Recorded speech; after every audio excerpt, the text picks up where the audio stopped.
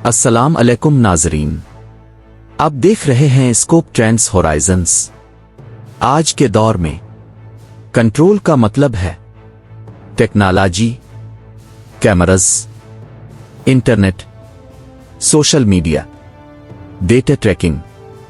लेकिन हजारों साल पहले जब ये सब कुछ नहीं था, ना कोई सर्वेलेंस था, ना कोई मीडिया, फिर भी एक बादशाह लाखों नहीं करोड़ों लोगों पर हुकूमत करता था। इसका हुक्म सैकड़ों मील दूर तक माना जाता था। लोग उसके खिलाफ सोचने से भी डरते थे। आखिर कैसे? आज हम उन्हीं हिडन सिस्टम्स को समझेंगे। How Kings controlled millions without technology. हम अक्सर समझते हैं कि बादशाह सिर्फ फौज के जोर पर रूल करते थे, लेकिन हकीकत कहीं ज्यादा गहरी है। असल कंट्रोल लोगों के ज़हन पर होता है। जब लोग खुद मान ले कि वो ओबे करेंगे, तो फिर ताकत की जरूरत कम पड़ती है। कदीम जमाने में फिर सबसे पावरफुल टूल था पब्लिक एक्सिक्यूशंस, सख्त कवानीन और क्रूअल पनिशमेंट्स। ये सब सिर्फ सजा देने के लिए नहीं थे, बल्कि एक मैसेज था। रूल को चैलेंज करना तबाही। लोग सजा देखते थे और खुद को रोक लेते थे। गेंगिस खान ने एक डिफरेंट स्ट्रेटजी इस्तेमाल की। वो सिर्फ जंग नहीं लड़ता था, वो मैसेज भेजता था। अगर कोई शहर रेजिस्ट करता तो इसे मुकम्मल तबाह कर दिया जाता, और फिर इस तबाही की कहानी दूसरे शहरों तक पहुंचती। नतीजा, लोग लड़ने से पहले ही हार मान लेते। ये था साइकोलॉजिकल कंट्रोल। आज इंफॉर्मेशन आजाद है, लेकिन कदीम दौर में इंफॉर्मेशन लिमिटेड थी और कंट्रोल्ड थी। बादशाह डिसाइड करते थे कि अवाम क्या सुनेंगे। जो स्टोरी सुनाई जाती वही हकीकत बन जाती। कई किंग्स ने रिलीजन को इस्तेमाल किया। लोगों को यह यकीन दिलाया गया बादशाह खुदा का नुमाइंदा है।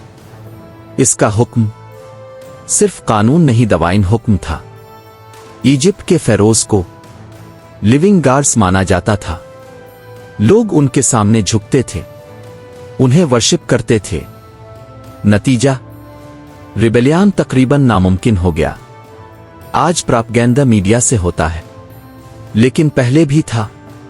स्टैच्यूज, मॉन्यूमेंट्स, पेंटिंग्स, ये सब बादशाह को एक पावरफुल और परफेक्ट लीडर के तौर पर दिखाते थे।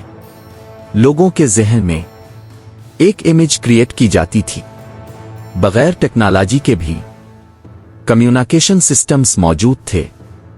Trained messengers, fast horses, signal fires. एक हुक्म चंद दिनों में पूरे एम्पायर में फैल जाता था। बादशाह अकेला नहीं होता था, इसके इर्द गिर्द एक सिस्टम होता था। Generals, governors, advisers. जो लॉयल होते उन्हें रिवॉर्ड मिलता, और जो नहीं होते उन्हें हटा दिया जाता। एक पावरफुल स्ट्रेटजी, लोगों को तकसीम रखना। Different tribes, different groups, different interests. जब लोग यूनाइटेड नहीं होते तो वो स्ट्रांग नहीं होते। अशोका ने इब्तिदा में जंगों से रूल किया, लेकिन बाद में इसने स्ट्रेटजी बदल दी। Laws, ethics, public welfare. इसने लोगों के दिल जीत लिए। नतीजा, लोग विलिंगली फॉलो करने लगे। कुछ किंग्स फिर से रूल करते थे और कुछ रिस्पेक्ट से, लेकिन दोनों का मकसद एक था, control. Strong administration, clear laws, a organised system, ये सब कंट्रोल को स्टेबल बनाते थे। रोड, सिटीज, ट्रेड रूट, ये सब एम्पायर को कनेक्टेड रखते थे। क्योंकि कम्युनिकेशन स्लो था, ये ऑर्गेनाइजेशन मुश्किल थी और पनिशमेंट शदीद थी। लोग रिस्क नहीं लेते थे। बादशाह हमेशा स्ट्रांग नजर आता था। लेकिन हकीकत में इसकी ताकत इस इमेज पर डिपेंड करती थी। अगर वो इमेज टूट जाए तो कंट्रोल भी खत्म हो जाता था। पावर के साथ बिट्रेयल भी आता है। कई किंग्स अपने ही लोगों के हाथों गिरे। अगर हम गौर करें तो एक पैटर्न नजर आता है। फिर बिलीफ, कंट्रोल, ये हमेशा साथ चलते हैं। आज तरीके बदल गए हैं लेकिन प्रिंसिपल्स वही है। Information, influence, perception. किंग्स ने सिर्फ ताकत नहीं इस्तेमाल की, उन्होंने जहनों को कंट्रोल किया और यही उनकी असल ताकत थी।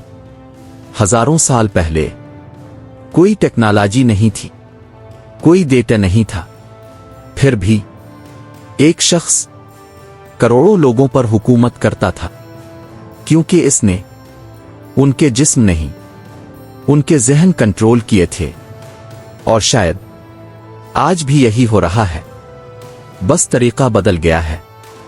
असल सवाल यही है, क्या हम वाकई आजाद हैं? कंट्रोल सिर्फ इनविजिबल हो गया है?